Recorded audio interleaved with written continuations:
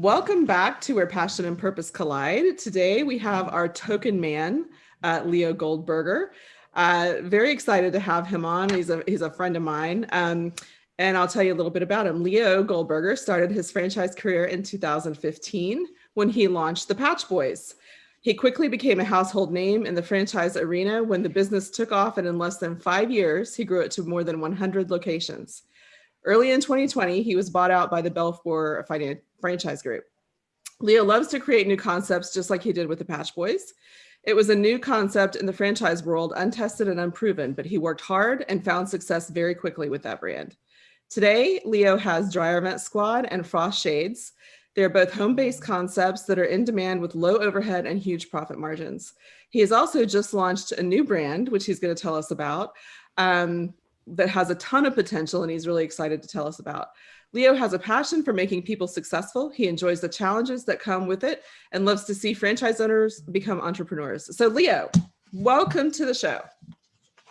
Thank you. You should have me more often. This is so good for my ego. You should have me here every 2 weeks. You get to sit there and listen to how great you are, right? Yeah. Well, why did you stop? Did somebody make you stop? Well, we have to give people a chance to experience it for themselves. Well, it's really an honor to be here. Thank you so much.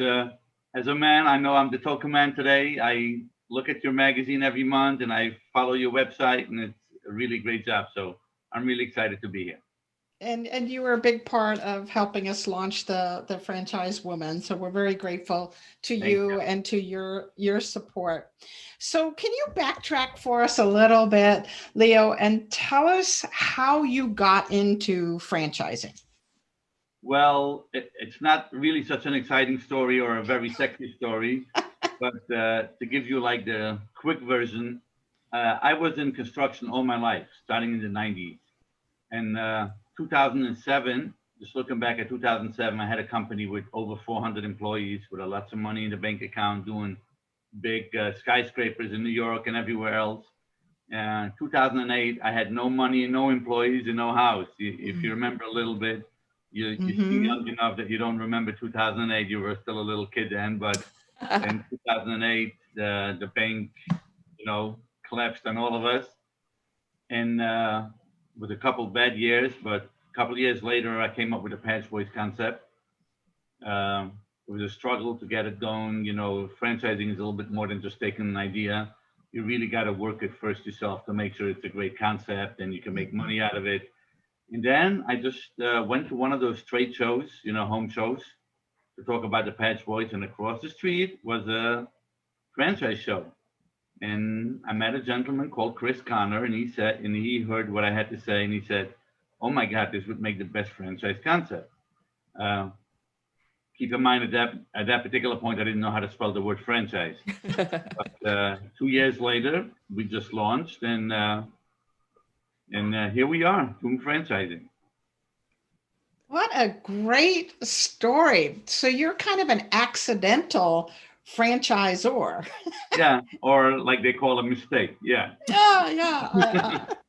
A mistake that paid off, though. I mean, so many people went through, especially in that industry. My husband got laid off. His department was shut down in real estate development. And, it was a struggle for so many. But for you to have that tenacity to pick yourself back up and come up with a new idea and launch this whole new career for yourself, I mean, that's something that people can learn a lesson from, I think. Mm-hmm. Well, if the story would gone exactly that way, it was a little struggle for me too. It wasn't just like I got up and I started working. Well, yeah. I tried a couple different things, and to come up with this concept, I basically looked back at construction. I said, I don't just want to open another business. In construction, everything is like large. An average building construction could be $40 million, and there's overheads, and there's banks, and there's inspections, and there's different trades.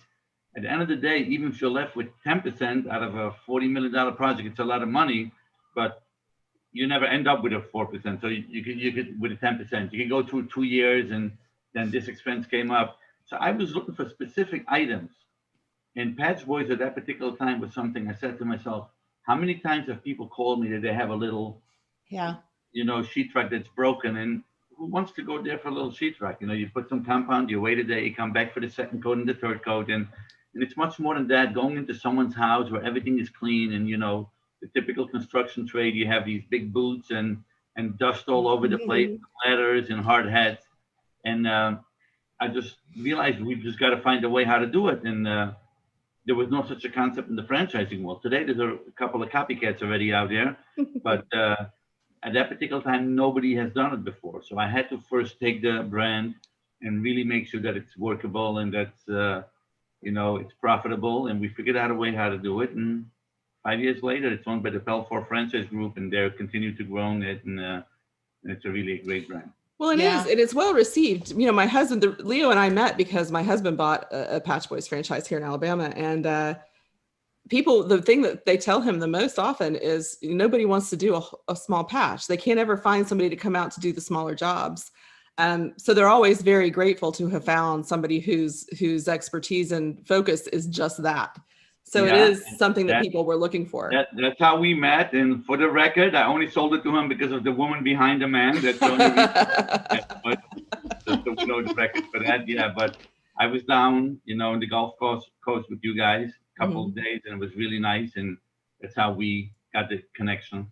But yeah, this is typical what we had. We have 100 locations across, or I had 100 locations across, and that's how it got me into the franchise world. And once I sold it, I realized, besides for the money and besides for all the different benefits there's no better feeling when you take someone. I mean, your husband was in a great shape. He had a business and he had a nice family and everything, but there's some people who are lost. They don't have work and they have a couple of dollars and they're scared. What am I doing with my last $50,000? And do I go to work? Do I start a chance? I don't know how to do it. And I've seen it many times where somebody says to me, I only have $90,000 left. I'm scared to use it. And then they come back to me 3 months later. I only have 70,000 left. What do I do? And then they come, I only have 40 left. And because if you don't make money, you spend money. There's no spending money, which all of us know, you don't. So to have people, we had in Patch Boys, we had a guy who worked in a church for $6 an hour. He bought a franchise with us. We helped him out with the financials and everything else. Today, he owns 8 locations and bought a house, and so many similar stories. And it really is a good feeling when you look back 2-3 years later. Wow, this guy really made it. We all doing it to make a living, but the side benefits are really great. Yeah, the hard thing. So if they have the work ethic and they're willing to learn, you have a business model that you can share with them with Patch Boys and with your other concepts too, and gives them that kind of new lease on life, the freedom to build something. We have right now 3 brands, 2 of them that a lot of people know, and one we're going to discuss soon, what we just recently launched, which is already doing really well. And people always ask me, how did you decide to take a franchisor, a franchisee? Do you check his credit? Does he have to have a certain amount of money?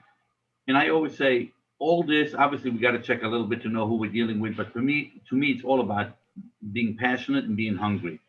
If you're a guy that is hungry to make a living, or you're passionate about having business ownership, you will have an opportunity with us, and we'll find a way to get you on board. And we've done it. I mean, in Patch Boys, just to give you an idea, we had, without obviously going into a name, a guy who bought from us a Patch Boys, 43 years old. When he was 17, he went to prison for 18 years for some nonsense that he did. You know how it goes. Mm-hmm. And nobody gave him a chance. And I spoke to him and his wife. They were so passionate, they changed their lives around 5 years ago, and they couldn't get a break. And today he's really, really, really successful. And to me, that's like the double.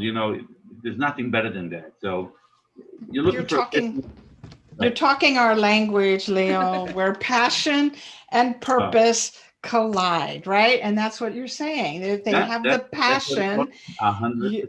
Right. This has a bigger purpose. It's not just about making money. It's about 100%, giving. 100%. And it makes you feel good too. It's not just for that, but you really do feel good when you look back and you say, wow, I remember this guy when he came to me. The guy had nothing and he was scared. He had the last couple of dollars and they want to do something, but they don't know where to zig, They don't know where to start. And when they come to us, we do dry event squat. We just launched it very, very recently after the Patch Boys. Obviously, people always ask me, You sold the business for a couple of really good dollars. Why are you doing this again? And the real answer is I enjoy the concept. I don't enjoy the destination. I enjoy the journey, as they say. And I really like along the way where people come along and drive and squat. We sold 11 units in the last 4 or 5 months. They're up and running, and people are reporting back, wow, this month I made 10,000, I made 18,000, and these are people who were scared to go into business, or people who went into business on their own and they failed before, which is even harder. Right. So having that part of the business is really exciting. So talk to us. You mentioned Dryer Vent Squad, and you've also recently launched Frost Shades.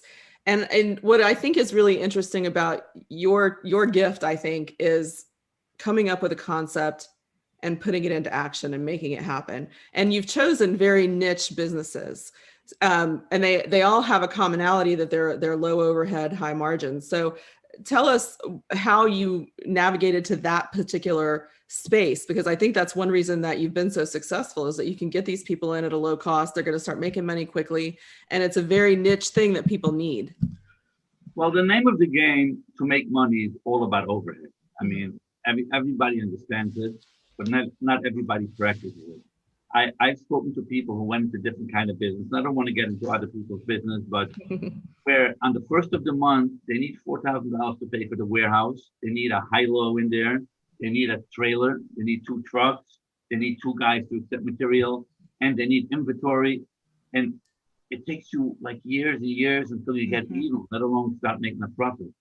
We have people who started both and patchwork and Drive-In Squad and crochet, and the new one that I'm going to tell you soon about.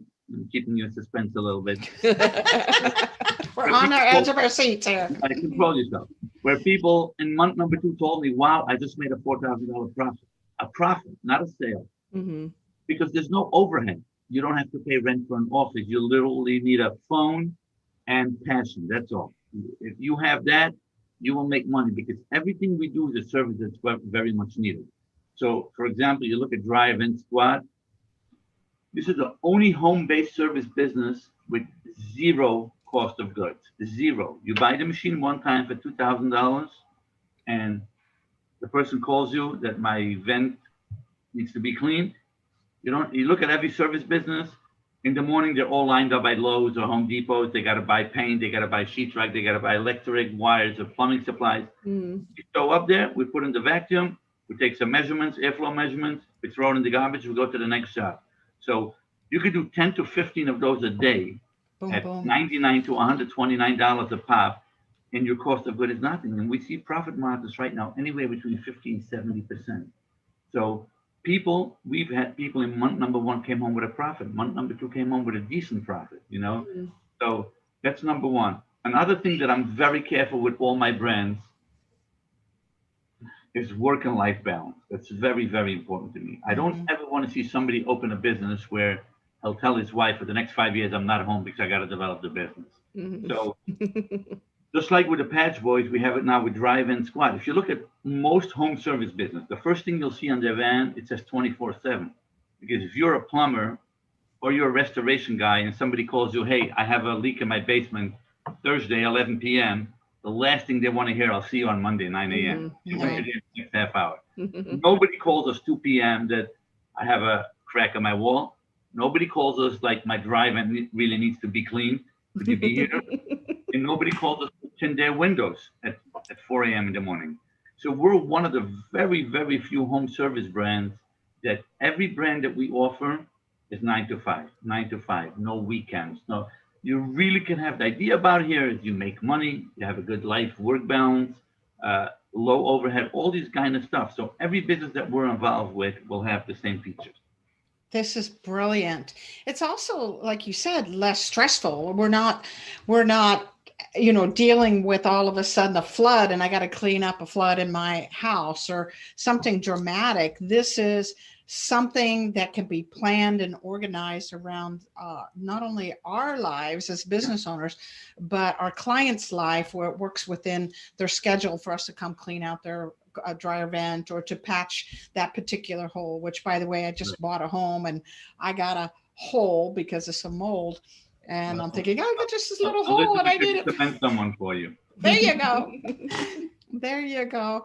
But to Elizabeth's point, you seem kind of wired for this idea of inventing or innovating, and you have this common thread that is low overhead, work-life balance kind of thing. Before you got in franchising, were you also this innovative and this creative and thinking this way, or is this something new as you've become more systematized and knowing that you have to pass the system on to a franchisee? Well, it's fair to say when I worked for myself, I was a little bit more aggressive. Yeah. I don't take the chances for other people's money, with other people's lives the way I took on my own. So I failed plenty of times. I'm one of those people who don't like to throw out one ball and catch it. I like to throw up 15, and if I catch 8 of them, I'm pretty good, But when it comes to franchising for other people and having them, I really respect, when somebody comes in, it's not just, hey, I signed up a franchise, here's $25,000, here's $35,000. I really understand what it means when somebody has like his last 50,000, or even if he has 50,000 above that, just to take money and give it to somebody for an idea. So I cannot gamble with somebody else's money and just say, hey, I have an idea. When you see my ideas that are coming out and they're ready for franchising, trust me, for every idea, I have 4 ideas that really didn't work so well. But I never brought it to the franchising concept, Right. I always tell people I own approximately 300 names, websites, all different kind of names.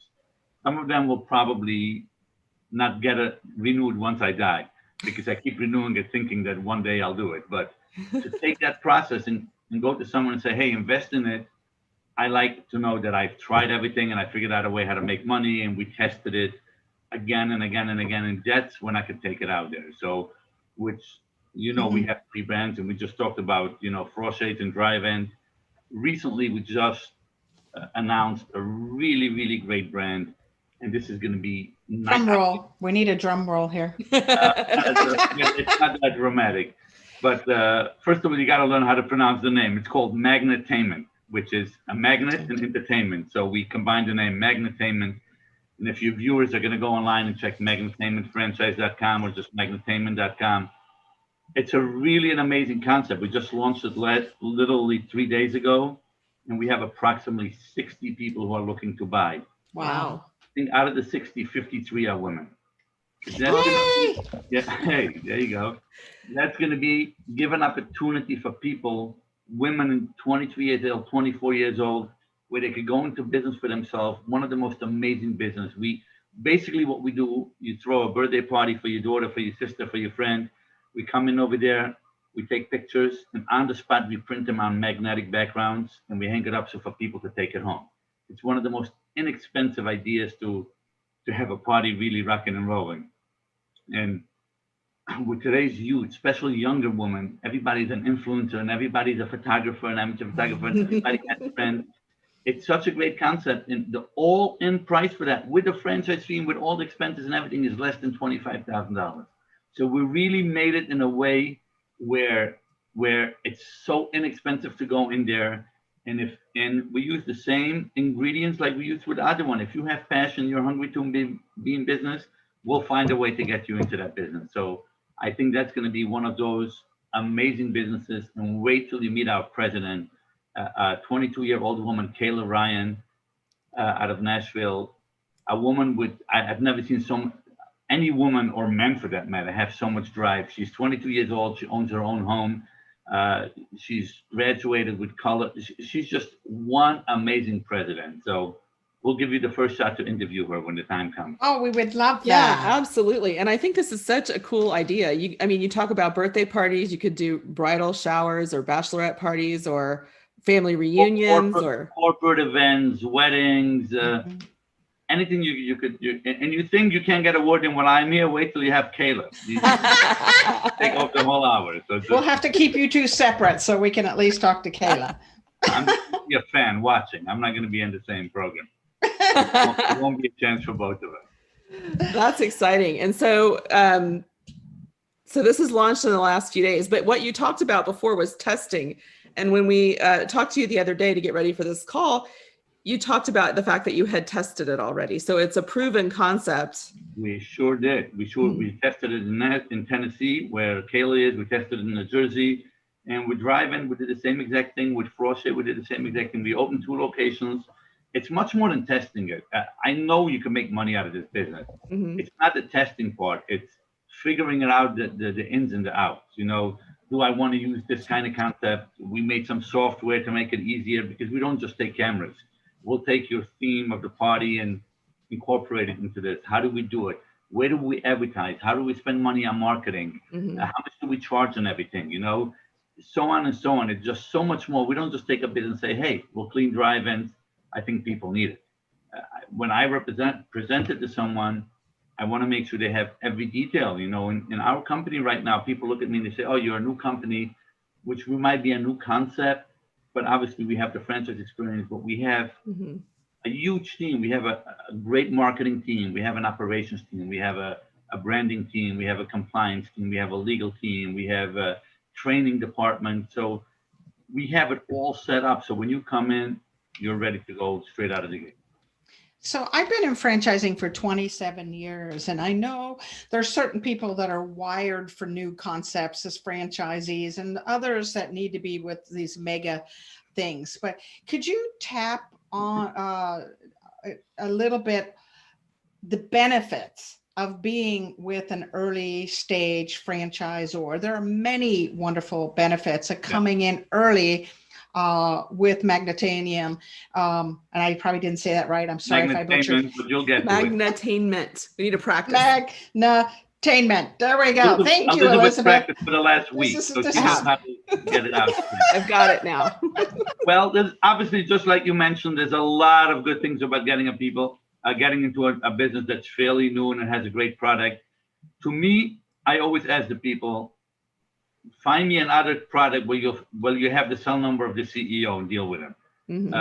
It comes back to smaller is friendlier. You know, when you have a small business, when you go into a business, and there's a lot of great businesses with hundreds of locations, it almost, you don't matter so much. You know, we have 800 locations. You make it, you make it. You don't make it, you don't make it. You know, and you're speaking to some 5th level guy. You're not going to speak to the CEO or the VP of operations or anybody else in the executive offices. You speak to a person who gets $2,000 every time she signs up, or he or she signs up a new franchisee, and it doesn't matter. I have said to probably hundreds of potential franchise owners, and I said, this business is not for you. And they say, no, I have the money. I say, it's not about the money. You have to have a feeling for that. You got to have a drive for that. You got to have a passion for that.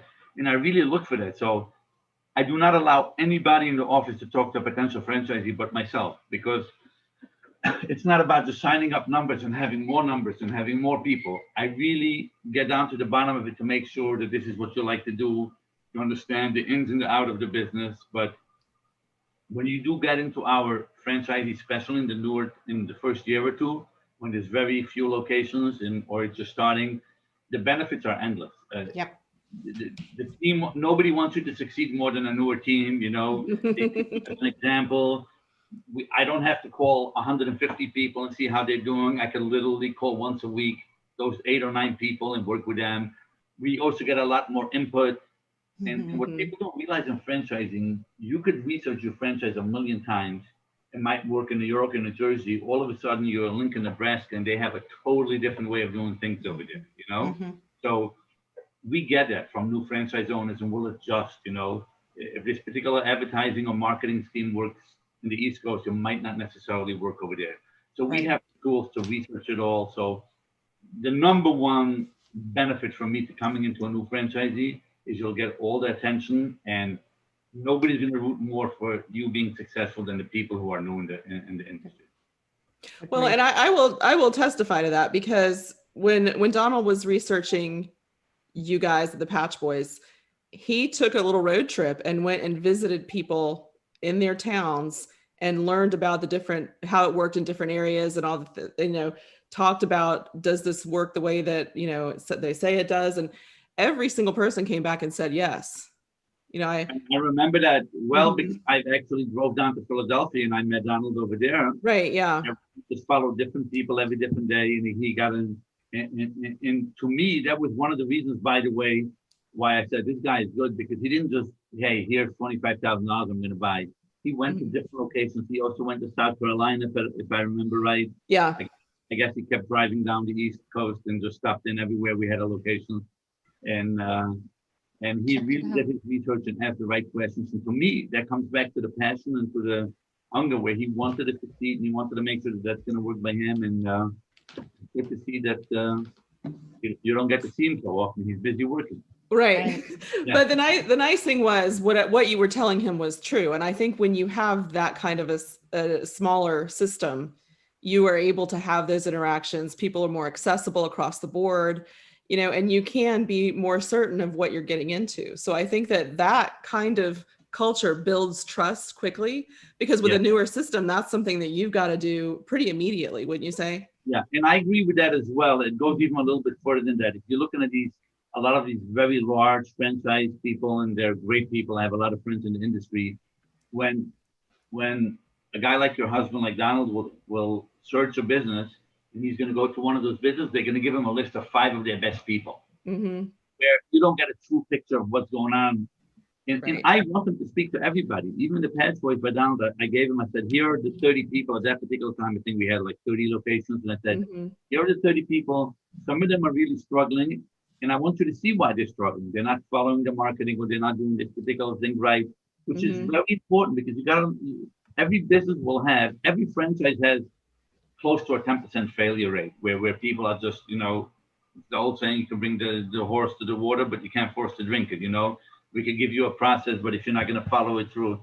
So for me, it's very important to make sure that they get to see how you could fail as well if you don't do the proper thing. So with a new company, you're going to get all that, because there's only 8 or 10 people in here. Speak to all of them, and I'm going to tell you exactly what he's doing right and why it's working. And luckily for us, our first 11 over here, Drive-In Squad, they're all really doing well. So it's a combination that we're very picky who we're getting in there, and also that we really research this market and know exactly how to get busy. So, Leo, we're running out of time. I wanted to highlight back just a minute ago about this new concept you have, and its leader is a young woman, and many. Come on, say the name. You can't say it. Go for it. Magnetainment. Very good. Magnetainment. Thank you. And I find it interesting that it's also young women that are attracted to this. So this entrepreneur spirit is alive and well in this younger generation, and you are embracing it, as is your president, Kayla, embracing it. So I want to acknowledge you for that. So final question for you. Well, let me just say, before you say the question, that's actually a credit to the young generation. You know, it is. The young generation, the millennials, they get a lot of slack, like they're young, they don't want to work. I don't think I found a better group of young people who want to work right now. People get it, they understand it. And I think they have a bigger drive of wanting to own their business. Maybe 40 years ago, 50 years ago, or whatever number, we're not going to announce a number. When I was a teenager, you know, all we wanted to get a job is so we have money for beer on the weekend, you know? Yeah. The kids today, they know what they're doing. They obviously have better platforms than we had. We didn't have YouTube, and we didn't even have cell phones when I grew up. But so they have more opportunity, but they absolutely have great drive to be ownership, be entrepreneurs, and they get it. So that, you know, especially this Generation Z, this young generation. I totally agree. And I love that you're tapping into it with this concept. So final question, how do people get hold of you, Leo, to learn more? Well, they have their people, can't take my people. No, the easy one is all our companies have a great website, driveinsquad.com, frostshades.com, SHADS, frostshades.com, and magnetainment.com, which is magnet and entertainment just combined together, magnetainment.com. And they could read about us, watch videos on all of these 3 sites. They'll see videos, how we actually do events and how we do marketing, and they'll hear feedback from customers, they'll hear feedback from franchise owners. So we really give you we're not trying to get you, we're trying to explain it to you. You know, I always tell people, there's plenty of people who I told this one is not for you. And I keep coming back to that because that's very important. It's not just like we're trying to make a sale. we're trying to make a good fit. We're trying to get a good relationship that this business works for you. But Magnetainment, I can tell you right now, is going to be something really, really amazing. We're so excited. We're looking forward to it. I know, Thank it's you. exciting. We got the scoop. We got Sure the did. first big interview with the I have a brand. feeling I'll have some more scoops in the years to come. So I'll always Absolutely, come back yeah. if you still have a token man once in a while, you know. We will. Of course, we've got to have our token men. That's right. So thank you for your time today, Leo. We really appreciate you being our token man. Well, you're very welcome, both of you. You guys are doing great work, and I hope you have me again one day. And it was really fun. All right, thank you.